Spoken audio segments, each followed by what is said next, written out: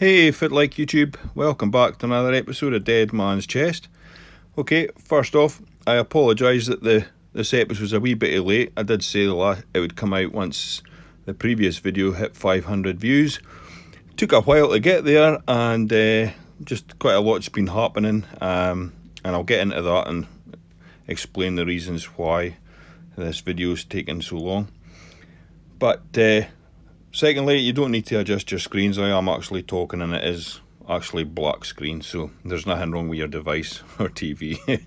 Okay, so without further ado, let's get this episode started.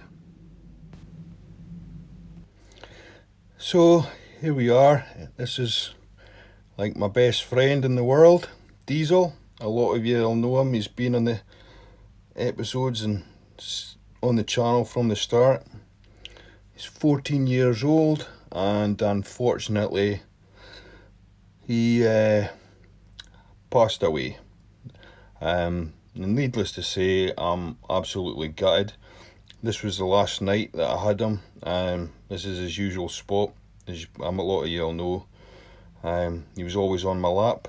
This is his very last walk, and to tell you the truth, this episode has taken so long for me to make because I just lost interest in everything, and I was really gutted to lose Diesel.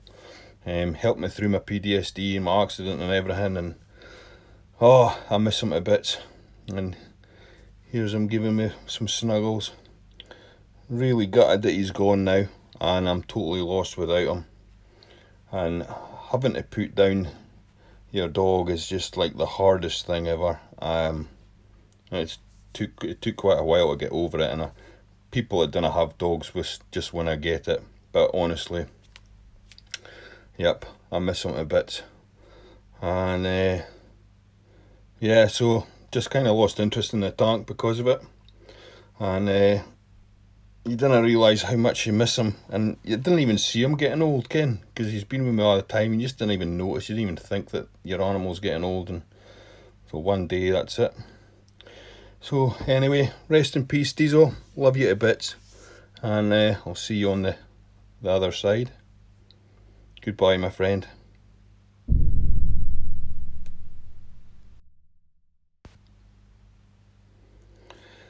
Okay, shipmates, so here's the tank. Now, from the last episode, I had that crazy spike with the alkalinity and everything, and a lot of stuff bleached out. Majority of the corals that survived are coming back.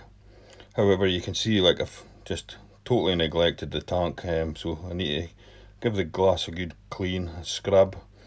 Now, this actual episode, I did actually plan on making this a few weeks ago, but everything that happened with Diesel just kind of put everything back, and it's just taken a wee bit of time for me to actually be in a better spot to actually want to do stuff on it again. So the tank's changed a little bit compared to this, not in a good way. There's like cyanobacteria, green hair algae, so it's a bit of a shambles, but overall it's nothing that can't be fixed. There's just never been a water change done in the tank now for, God, must be 3 or 4 months now, so that's desperately needing done. But before we get into all that carry on, there is a few jobs needing doing. So first off, we've got to get all this algae cleared off the glass, get the viewing panels looking decent. So we're just going to scrape all this off. This mag float tears through this coralline algae, no bother. This rock was up on the top, covered in the green hair algae, so I've moved that down to the sand bed. It's got some aptaceas and that on it, so staple gun, the copper band butterfly, he's busy feasting on them, so I'll just leave that there for a day or so, let him clean the whole rock, and then I'll maybe see about sticking some corals on it, reposition it somewhere. Maybe the tags will nibble away some of the algae that's on it.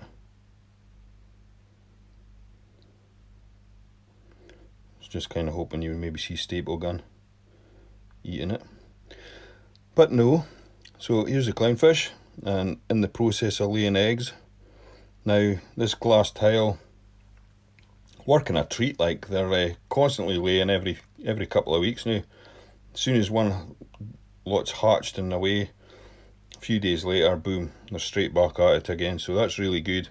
However, I've still just not got the time to actually try and rear up the eggs and get clownfish babies, so hopefully later on sometime I might have some holidays and have the time to actually have a good bash at it. I did try once, but I failed miserably because I think I actually took the tile out too soon, and it was just hard to figure out if the eggs were actually ready. I'd waited I think it was 9 days, and they were really silver, but nah, they just didn't hatch, so I was kind of gutted about that. So then I gave up for a while. Now the sump, I've not had filter socks running in here now for, must be 4 months again, 3 or 4 months. Reason for it is, basically, as strange as this sounds, I wanted Aiptasia to grow in my sump. I know it sounds crazy. And the Aiptasia grows in the sump, and what I do is I just pull them out with my finger, and I put my finger into the tank, and Staple Gun, he just comes up and wheeks it straight out my finger, so it's just like natural food source for him, which is awesome. But this middle section that's got the rock in it, I'm not really happy with this, so I'm going to take all this rock out, put it into the quarantine tank, and try and turn this back into a refugium again and get some Cheeto in there, because at the moment there's absolutely nothing taking nutrients out of the tank. Absolutely nothing. There's no water changes, there's no pox or nothing like that, so I need to try and do something. So that's it all cleaned out, and all the coralline algae that was in there, it's all dead now, so it made a bit of a mess. And there is a few Aiptasias in here that are just ready to be picked. There's a few on the glass, but I wait until they get a wee bit bigger. Once they get a decent size, I scrape them out with my nail, my finger, stick my finger into the display, and honestly, I'll actually film it at some point. The Staple Gun, he just goes straight for it, it's awesome. So the phytoplankton, I stopped for a while because I didn't need it, but now that I'm seeing that the eggs are all thingy, and I'm in a better place mentally with everything, I'm getting hyped up, getting stocked up on the phytoplankton and the rotifers, and I reckon in the Christmas holidays maybe I'll give it a bash and see if we can get a batch of baby clownfish going. But we'll see how it goes. But the phytoplankton that I'm getting now, compared to when I first started, oh man, it is like super concentrated, really super green, loving it. So that previous batch, it's all up and in the fridge.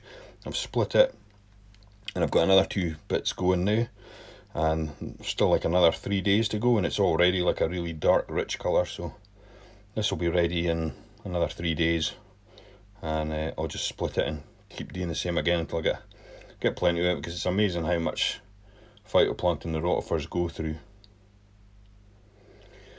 Right, so this is up to date. So this is like just now, so this is today's date's November the 11th, and this is what the tank looks like at the moment.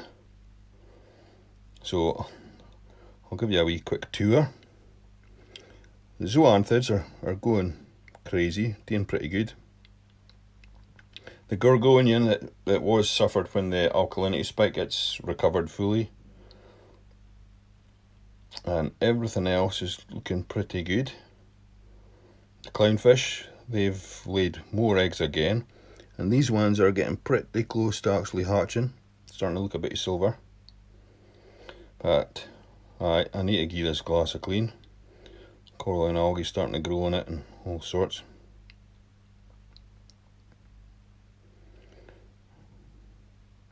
And on the very top, next to the pink stylophora, you can see like cyanobacteria and everything growing. Now, see these frags, these bonsai frags.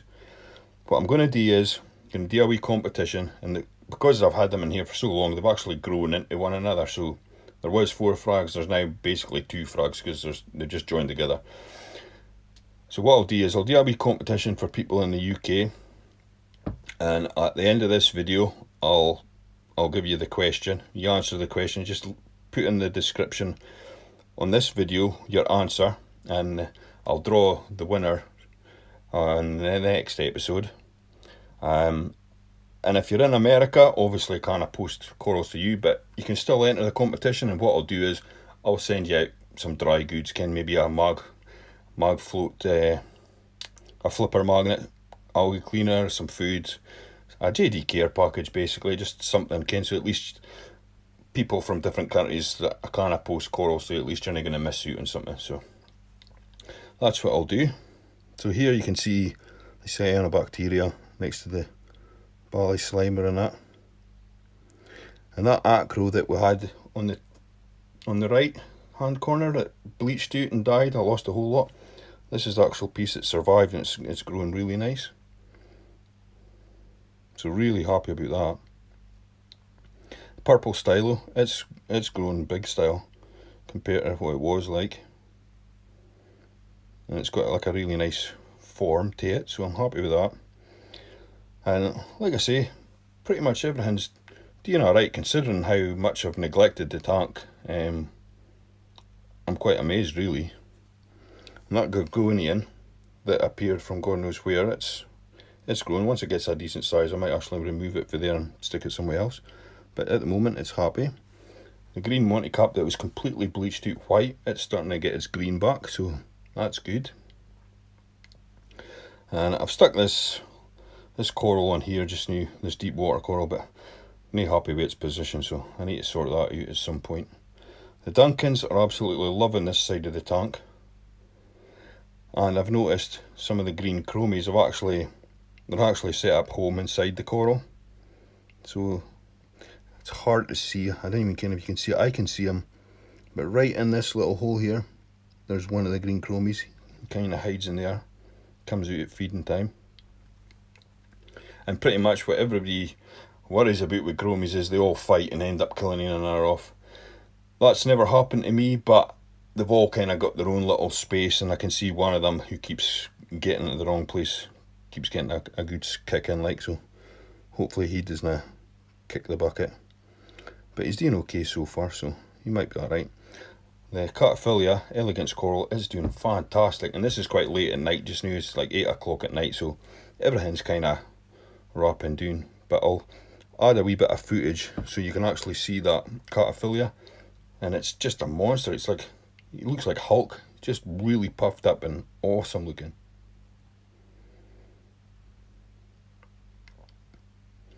So it's good to finally hate interest in the tank again. Like I said, once I lost diesel, it's kind of strange. It's just losing something you love is just never easy, and it takes a while to bounce back. But I'm back and happy that I'm interested in the tank again. So here's the Hulk, the Cataphilia. He's just absolutely massive through the day. It's like 12 o'clock in the afternoon and he's still spreading out. He's like, well, he's way bigger than my hand. He's just huge. When I got him, he was tiny, man. He wasn't even, I think he only cost me like 20 quid or something crazy, because he was so tiny. But now he's massive, like. I mean, here's my hand. And I mean, he's like at least 1.5 times the size of my hand when he's fully out. And he's loving the flow and everything in that area, so he seems to be really happy there. Way happier up on that rock than he was when he had him on the sand bed, so that's good. Plus, because he's up there, he's not killing snails all the time. But no, he's looking awesome. Really good. And I've not been feeding him, he just catches the food that flies about, and that seems to be a good capture point. So all the mice in hand with the pumps in hand just flies around there, so it seems pretty good. And I managed to get a wee glimpse of my mandarins doing their wee courting dance. It's not the best, but every time I grabbed the camera they would stop. So that was the best I got. Maybe one day I'm going to catch them right at it, like, but it's really cool. They do that just before the lights go out. So those two are doing awesome. Beautiful. And that green Aquarium in the middle there, you can see it's still no bounce back from the alkalinity swing, still a bit browned out and miserable looking.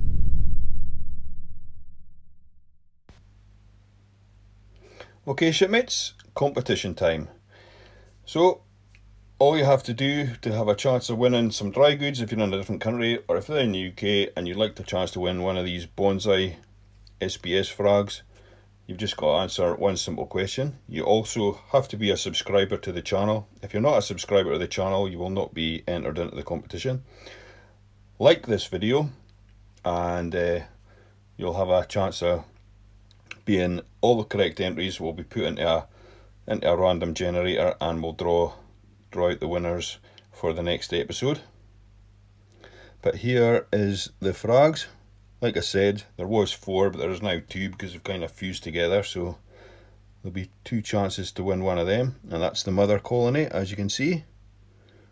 Absolutely beautiful. This blue light's not doing it any justice. It's like a really dark purpley blue, really bonny. So right, the question is, name the one coral that I cannot stand. You'll have never seen this coral in any of my tanks. I absolutely hate it. A lot of people love it, but me personally can't stand it. So in the comment section, just write what you think that coral is. You can only, whatever your first entry is, that's it. You can't keep guessing a heap of different things and thinking you'll eventually get the coral. You get one entry, put your comment, what you think it is. All the correct entries will be put into a draw, and we'll see who's going to win, and we'll do that in the next episode. So that's it for this episode, shipmates. Thank you for watching. Have a great day. Enjoy your weekends. Till the next one. Bye bye.